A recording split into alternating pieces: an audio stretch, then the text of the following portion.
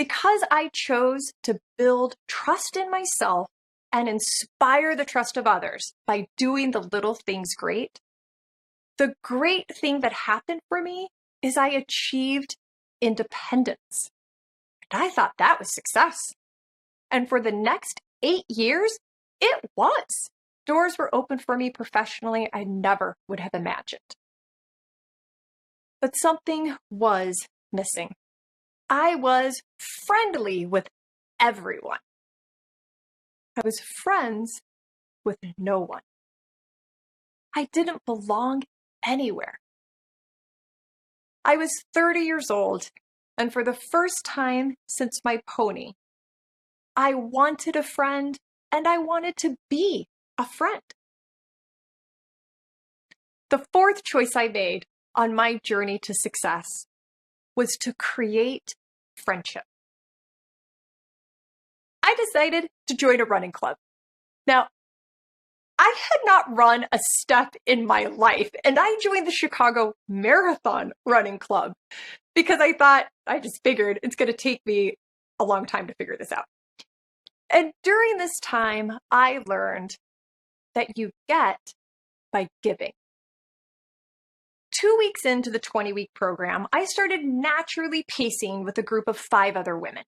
We didn't know each other. We were all very different. I loved listening to them. I would throw in and pepper in questions here and there to keep their conversation going.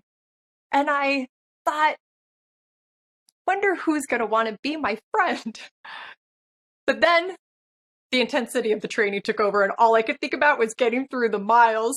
So I ended up asking these women if they wanted to meet up for our 5 a.m. weekday runs on the Chicago Lake Path, because I figured we could support each other. There's safety in numbers, and they totally agreed, and so we did.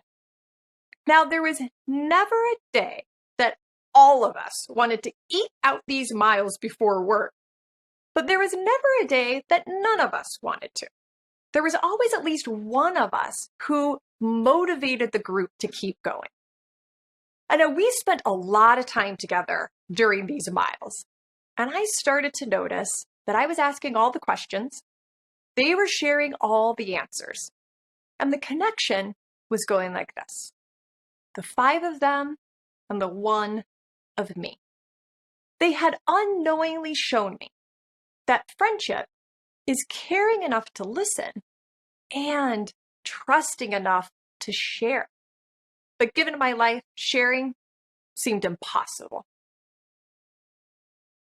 But week 11, I chose to share. And at first, it was surface level. But then, it wasn't. Had I not given them me, my authentic me, what I was thinking about or what I was afraid of, what I hoped for, I wouldn't have gotten friendship in return. I never knew community. Because when I was a little girl, my dad was deliberate in making sure that community never formed. But on October 9th, 2005, when the 6 of us crossed the Chicago Marathon finish line hand in hand, I knew I had achieved more than just 5 summer friends. We had safety, shared identity, and belonging. 20 weeks earlier, I had set out to make a friend. But what I had actually done is I chose to create friendship and community. I thought that was success. And it was for the next 10 years. But one thing, the biggest thing, was still missing.